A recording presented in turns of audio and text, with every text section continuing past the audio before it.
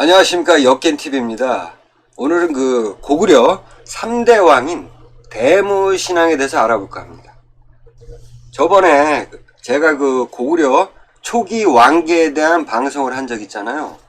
그때 그 대무신앙 관련해 가지고 몇 가지 의문점이 있었어요. 근데 이제 그 독자분께서 이 대무신앙 관련 의문점에 대해서 좀 더 세밀하게 좀 다뤘으면 좋겠다 라는 요청이 있었고요. 그 청 모시기 유튜브 있잖아. 그 유튜브도 대무신앙 관련해서 한번 방송을 한 적 있지 않습니까? 근데 좀 잘못된 부분이 있어서 제가 오늘 그것을 바로잡기 위해서 방송을 하게 됐습니다. 잘 따라오시기 바랍니다. 대무신앙이 언제 왕이 됐냐? 서기 18년입니다. 이름이 무휼, 유리왕의 셋째 아들이랍니다. 그는 태어나면서부터 총명하고 지혜로웠다. 태어날 때부터 똑똑했던 거야. 장성에서는 호걸의 풍무에 큰 지략을 지녔다. 완전히 고구려 상남자였던 거야. 이런 사람이 이제 고구려 3대 왕이 된 겁니다. 그리고 서기 14년에 이제 이 대무신앙이 태자가 됐는데 당시 나이가 11살이었답니다. 그렇다면 대무신앙은 서기 4년에 출생을 한 거가 되지 않습니까? 4년에 출생한 거야. 그리고 어머니는 누구냐? 송씨, 다물국, 비류국이죠. 비류국왕 송량의 딸이다. 그죠? 그러니까 대무신앙의 어머니는 비류국왕 송량의 딸. 태어난 거는 서기 4년. 그렇죠? 아무 문제 없습니다. 이렇게 해서 대무신앙이 고구려 3대 왕이 됐는데 이거를 확인시켜주는 유물이 있습니다. 그게 뭐냐면 이거예요. 이거. 여러분 이거 아시죠? 광개토왕비입니다. 여기에 따르면 추모왕이 죽고 세자인 유리명왕이 왕이 됩니다. 그리고 이어서 대무신앙이 왕이 되고 왕업을 계승해서 발전시켰답니다. 광개토왕 비문에 이런 기록이 있는 거죠. 그래서 이 대무신앙이 왕이 됐다는 거는 절대적인 거야. 아무런 문제 없이 3대 왕이 된 겁니다. 고구려에. 아시겠죠? 근데 왕이 된 거는 문제가 없는데 이 대무신앙의 출생에 대해서 문제가 발생이 된 겁니다. 기록에 따르면요. 기원전 18년에 이제 추모왕이 죽고 유리명왕이 왕이 됐을 때를 얘기합니다. 그때 다물후 비류국이죠. 송량의 딸을 왕비로 삼았다. 이때 유리명왕이 비류국왕 송량의 딸을 왕비로 드린 겁니다. 아무 문제 없죠? 그 이듬해인 기원전 17년에 왕비 송씨가 돌아가셨다. 그래. 왕비인 대무신앙의 어머니인 송씨가 죽은 겁니다. 1년 만에 어떻게 죽었는지는 기록이 없기 때문에 뭐 병사를 했는지 아니면 출산을 하다가 죽었는지 아니면 뭐 암살을 당했는지 모르겠어요. 기록이 없기 때문에. 어쨌든 죽었어. 그러면 여기서 문제가 되는 게 뭡니까? 대무신앙은 서기 4년에 출생을 해야 되는데 기원전 17년에 대무신앙의 어머니 송씨가 죽었어. 그러면 대무신앙이 태어나야 되잖아요. 그러면 대무신앙 언제 태어나야 돼? 기원전 17년에 태어나야 됩니다. 이런 문제가 발생이 된 겁니다. 그 대무신앙은 기원전 17년에 출생을 해야 되는데 또 다른 기록에 따르면 대무신앙이 서기 14년에 태자가 됐을 때 나이가 11살. 그렇다는 건 서기 4년에 출생했다는 얘기잖아. 이 두 가지 기록이 있는 겁니다. 삼국사기에. 그럼 뭐가 맞아? 기원전 17년이 맞는 겁니까? 서기 4년에 출생한 것이 맞는 겁니까? 여러분 어떻게 생각하세요? 그러니까 이 두 가지 기록 중에 하나는 거짓불행이라는 거야. 오류죠. 기록의 오류인 거야.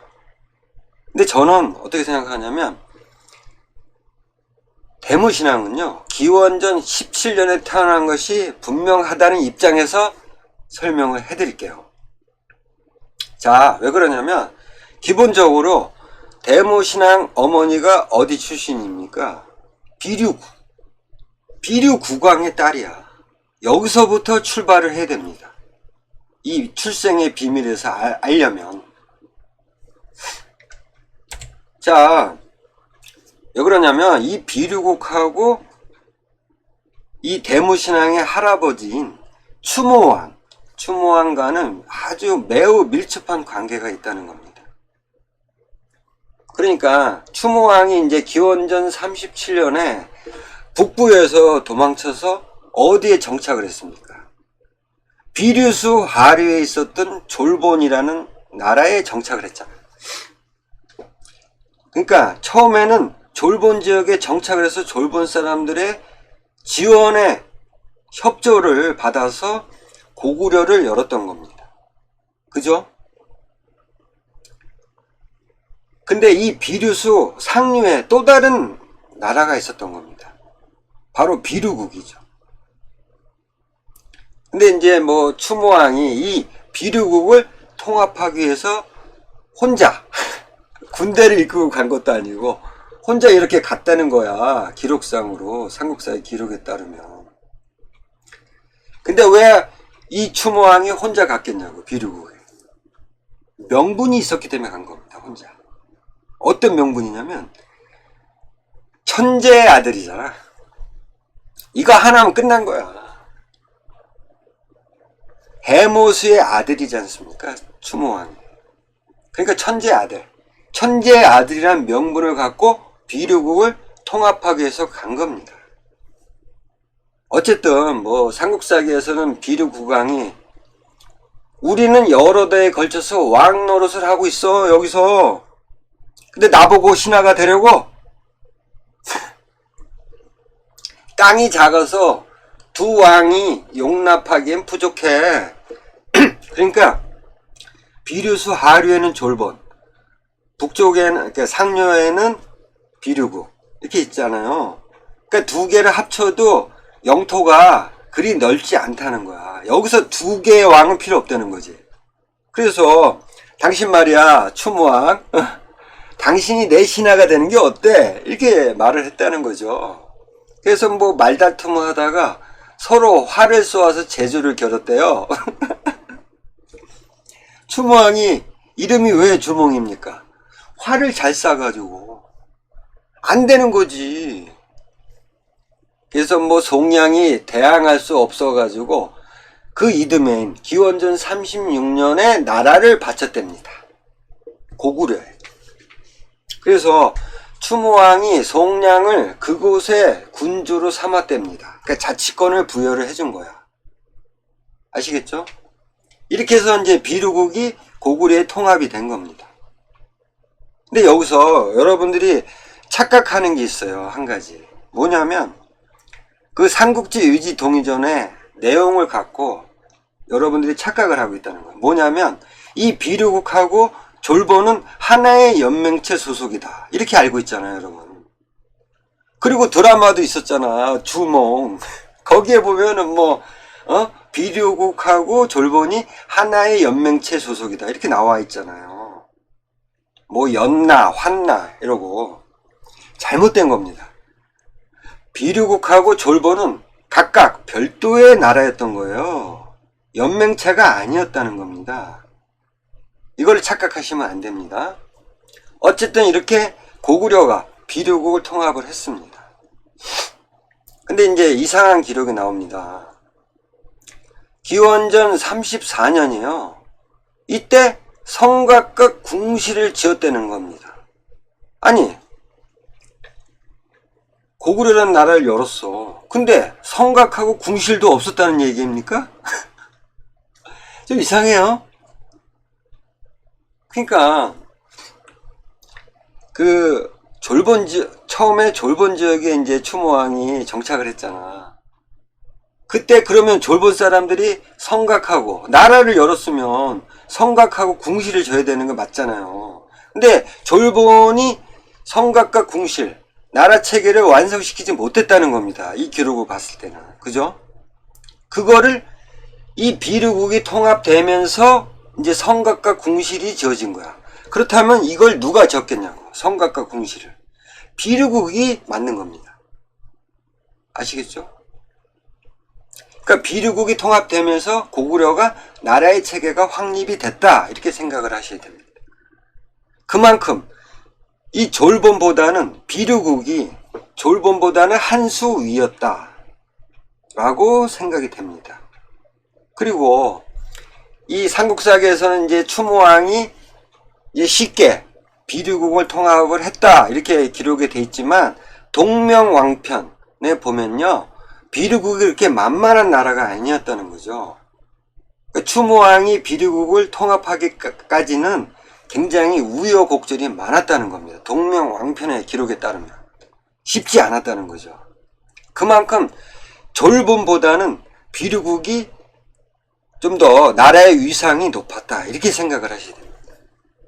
그걸 통합을 한 거야. 그리고 이 비류국에 의해서 나라 체계가 완성이 된 겁니다. 아시겠죠? 그러다가 기원전 19년에 이제 그 북부여에서 추모왕의 아들, 친아들이 옵니다. 유리명왕이 도망쳐 온 거죠. 어머니랑 같이. 그래서 추모왕이 이제 바로 태자로 삼아 줍니다. 그리고 그해 9월에 이제 추모왕이 죽습니다. 이제 유리명왕이 왕이 된 겁니다. 그 다음 기록이에요. 기원전 18년에 유리명왕은 담을 후 비류국 송량에 따른 왕비로 삼았다는 기록이 나온 거예요. 자, 매치가 되지 않습니까? 그러니까 유리명왕의 아버지 추모왕 때 비류국을 어떻게 통합이 된 겁니까? 비류국이. 그러니까 아버지가 물론 천재 아들, 명분이 있었지만 쉽지 않았거든. 그러니까 졸본보다도 고구려보다도 위상이 좀 더 높았던 비류국이 통합이 됐어. 그렇다면은 비류국에 있는 세력들이 고구려에 편입이 됐다는 거죠. 그거를 추모왕이 이 졸본 세력보다 비류국의 위상을 더 쳐줬다는 겁니다. 그렇기 때문에 이 추모왕의 아들인 유리명왕이 비류국왕 송량에 따른 왕비로 맞았다는 거예요. 이게 중요한 포인트입니다. 여러분 아시겠죠? 이렇게 해서 이제 비류국왕 송량의 딸 대무신왕의 어머니가 이제 왕비가 됩니다. 그리고 이렇게 되니까 이제 고구려는 두 세력이 공존하게 된 겁니다. 첫째는 졸본 세력이 있을 거고 비류 세력이 이제 들어온 거지 않습니까? 거기다가 왕비까지 배출을 시켰어. 그러면 조정의 어떤 그런 권력은 누구한테 갔겠냐고. 당연히 비류 세력한테 갔을 거라는 거죠. 근데 이 대모신앙의 어머니인 송씨가 기원전 17년 10월에 죽습니다. 죽었다는 겁니다. 그리고 나서 이 유리명왕이 바로 두 여자한테 장가를 들었대. 아니 세상에. 아니 비류국왕 왕비가 죽었는데 아니 세상에 바로 결혼을 해? 아 이거 완전히 유리명왕 좀 그렇지 않습니까? 아니 그래도 좀 이렇게 왕비가 죽었으면 조금 터울을 두고 이렇게 왕비를 맞이해야지. 아 근데 두 명을 왕비로 들인 거야. 그것도 한꺼번에. 화이라는 사람입니다. 이 화이가 어떤 사람이냐면 골천 사람이랍니다. 골천. 여기서 골천은 어느 지역 사람일까요?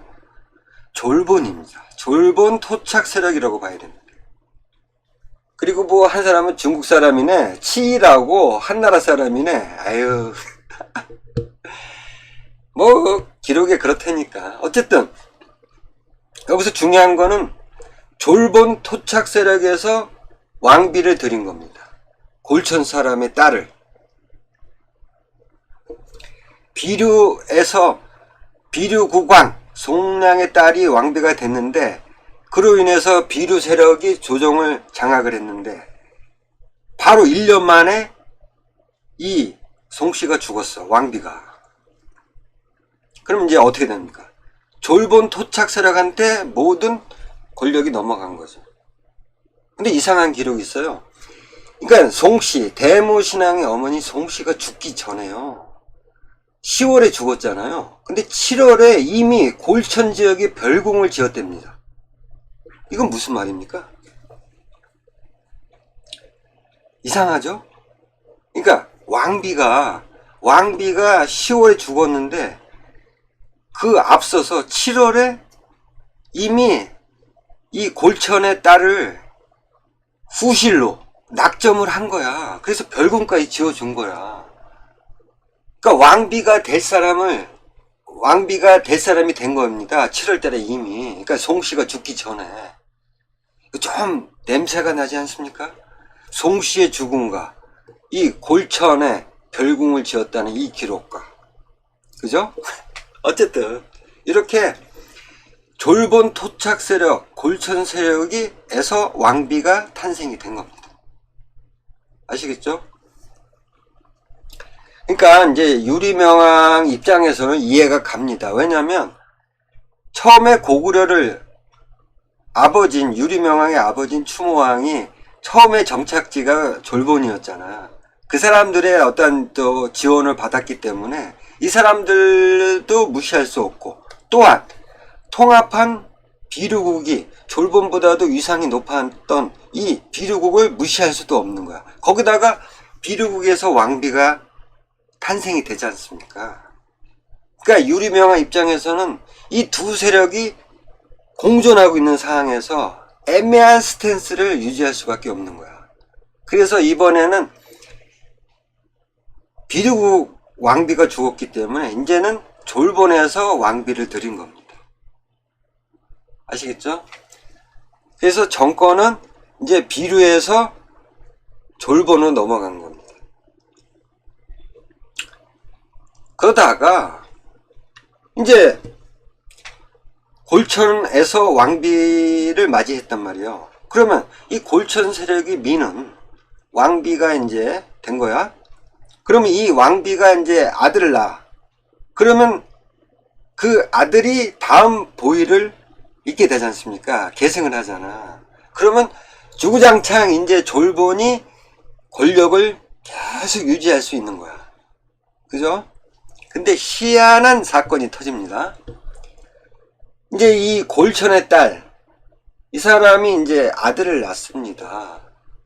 맏아들을 낳죠. 기원전 6년입니다. 부여왕 대소가 인질 교환을 요청을 합니다. 그래서 유리명왕이 그 당시 이제 그 고구려 입장에서는 부여에 대적할 수 없는 그러한 국력이었단 말이죠. 그래서 이제 유리명왕이 쫄아가지고 태자를 보낼 생각을 합니다. 그때 태자의 이름이 도절이랍니다. 도절. 그러니까 이 골천인 딸 화이의 아들이라고 생각이 되죠. 맏아들. 근데 유리명왕이 이제 이 화이의 맏아들 도절한테 태자였단 말이야. 야, 네가 좀 인질로 가 있어야겠어. 이러니까 도절이 두려워하여 가지 않았다. 아니 이게 태자가 그 생각해야 될 거야. 이게 지금 부여의 위협에 왕이 그 위협을 좀 상쇄시키려고 나한테 인질로 가라고 했으면 당연히 태자 입장에서 어떻게 해야 돼? 갔어야지. 근데 두려워서 가지 않았대. 그래서 제가 볼 때는 도절이 두려워서 가지 않았다기보다는 이 골천 세력의 태자잖아. 얘가 인질로 갔다가 죽어버리면 어떻게 돼? 그러면 계속해서 권력을 누릴 수가 없잖아. 까딱 잘못하다가는 비류 세력한테 넘겨줄 수가 있잖아요. 그래서 안 보낸 거가 아닐까 저는 그렇게 생각이 들거든요. 어쨌든 그래서 안 갔어. 그래가지고 그냥 부여가 계속 그냥 침략한다고 막 위협을 줬단 말이죠. 근데 희한하게도 서기 1년이에요.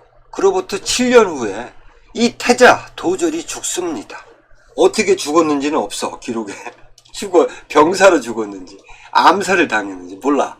어쨌든 죽었어. 태자가 죽었어. 근데 바로 다음 태자를 만들지 않았다는 겁니다, 유리명은. 그리고 다음 태자를 언제 만들었냐면 서기 4년에 해명태자.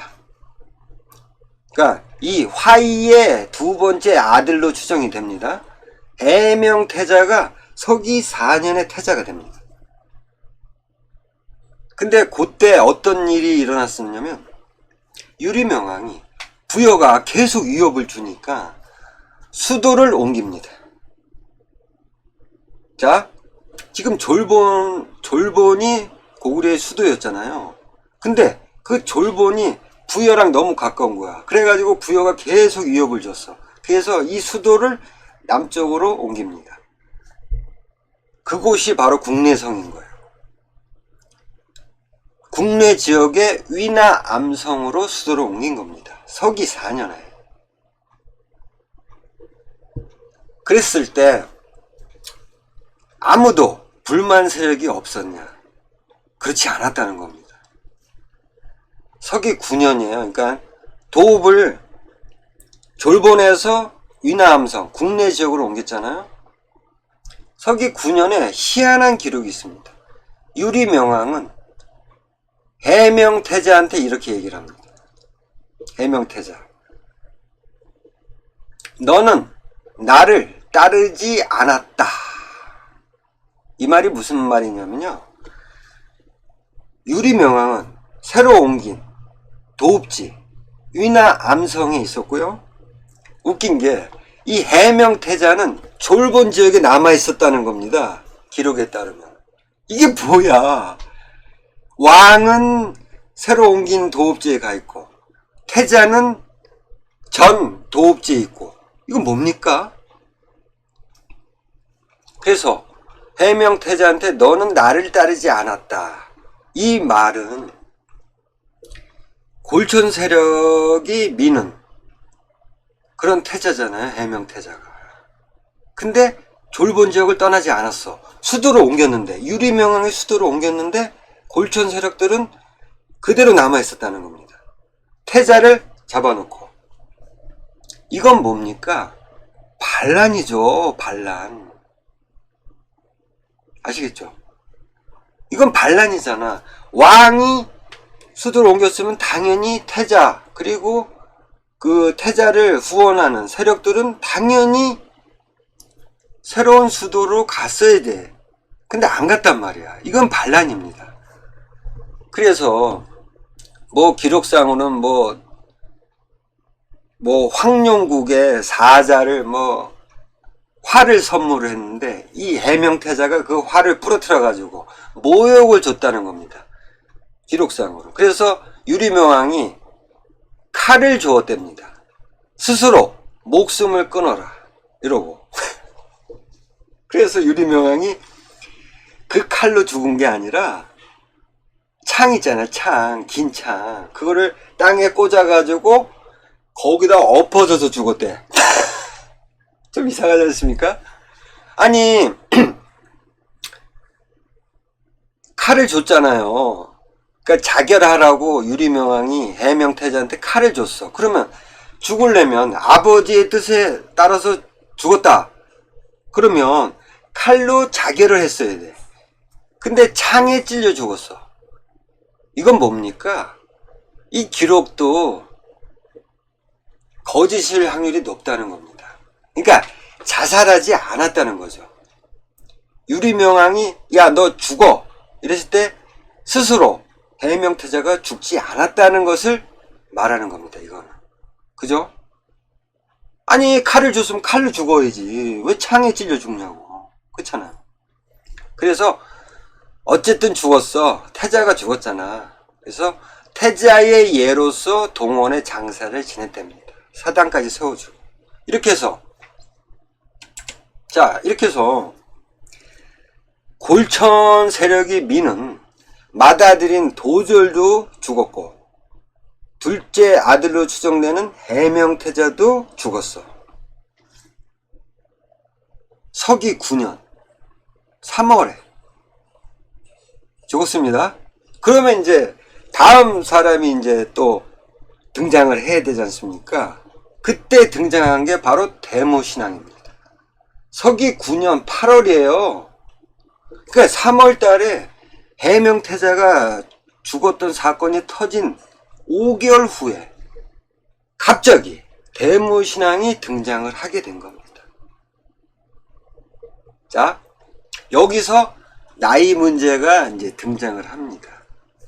자, 앞선 기록에 따르면 서기 4년에 대모신앙이 출생했다는 기록이 있잖아요. 태자가 됐을 때 11살이었기 때문에. 그렇다면 서기 9년이면 몇 살입니까? 그 기록에 따르면 6살이에요. 6살 6살짜리가 이제 등장을 한 거야, 대모신앙이.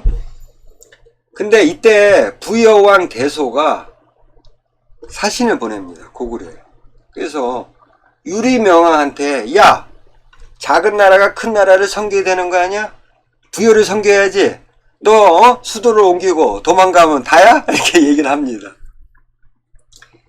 이때 대모신앙이 그 사신을 만났다는 거야. 나이가 몇 살? 6살. 이게 상식적으로 말이 되는 얘기입니까? 아니죠.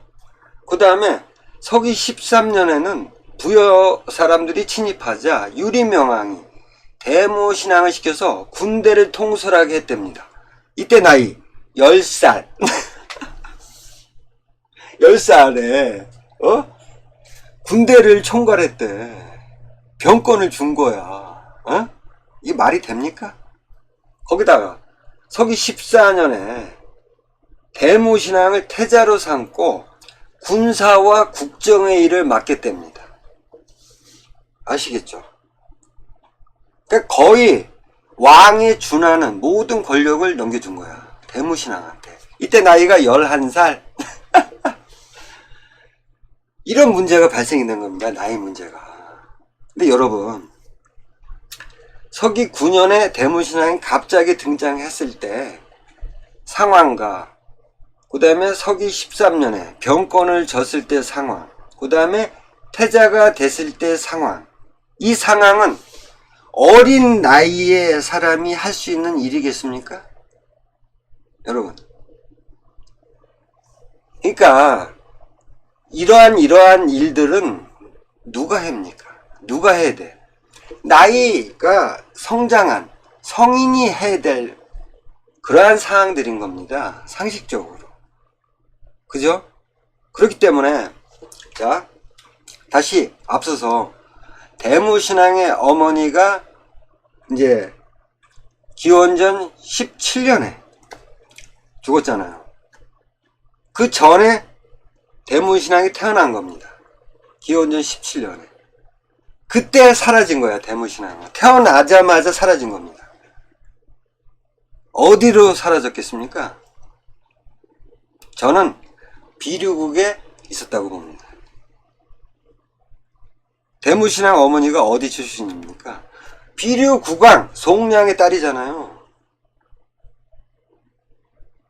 그래서 대모신앙은 태어나자마자 어떤 일에, 그것이 무엇인지는 몰라, 기록이 없기 때문에, 추정을 하자면 비류국에서 성장을 했다고 봅니다. 그래서 그걸 추론하면 기원전 17년에 대모신앙이 출생을 했다고 가정을 하면 서기 9년에 갑자기 대모신앙이 등장했을 때 나이가 27세입니다. 아시겠죠? 그렇다면은 27세라면 부여의 사신을 만나서 자기의 의견을 피력할 수 있는 나이, 그리고 그 다음에 병권을 가질 수 있는 나이, 그리고 군사와 국정의 일을 맡을 수 있는 나이가 된 겁니다. 아시겠죠? 그리고 이 나이 문제는요, 기록상에 보면 왕이 계승 과정에서 이 나이 문제는 계속 돌출이 됐었던 내용입니다. 그러니까 이런 거죠. 새로운 왕이 등장을 했어. 근데 나이가 어려서 뭐 누가 왕을 맡았다, 이런 기록이 삼국사기에 많잖아요. 고구려 봉기, 백제 봉기, 신라 봉기에 따르면 왕이 나이가 어려서 누가 왕을 맡았다. 그죠? 그래서 이 나이 문제라는 거는 오류가 많다. 아시겠죠? 그래서 제가 앞서서 쭉 설명한 듯이 이 대무신앙은 기원전 17년에 출생한 것이 맞고, 그리고 어떠한 이유에서 비류국에서 성장을 한 겁니다. 왜? 골천 세력이 조정을 장악을 했기 때문에. 그리고 골천 세력에서 왕비가 등장했고, 그 왕비로부터 낳은 아들들이 태자가 됐기 때문에 고구려 조정에 올 수가 없었던 상황인 거죠. 아시겠죠? 그래서 9월에 이제 대무신앙이 갑자기 딱 등장했을 때 이 유리명왕은 어떻게 했냐면 서기 10년입니다. 그 이듬해 두곡의 이궁을 지었다. 이 두곡의 이궁, 여기서 이제 유리명왕이 나중에 죽었거든요. 서기 18년에 두곡의 이궁에서 돌아가셨다. 그렇다는 건 뭡니까? 이 기록을 봤을 때는, 그러니까 대무신앙이 등장한 이후에 이궁을 졌어. 그렇다는 것은 모든 권력은 대무신앙이 차지했다고 볼 수가 있는 겁니다. 아시겠죠? 근데 모든 권력을 차지했는데 6살짜리한테 모든 권력을 줬겠냐고? 아니죠? 어쨌든 대무신앙이 모든 권력을 차지했어. 그렇다는 것은 곧 뭡니까? 비류 세력이 기존의 졸본 세력이 갖고 있었던 권력을 가졌다고 볼 수가 있는 거죠. 아시겠죠? 그래서 이 대무신앙이 이제 왕이 된 다음에 이 비류국왕 송량의 딸의 아들이잖아, 대무신앙은. 이 비류 세력, 그러니까 비류국에서 성장을 했지 않습니까?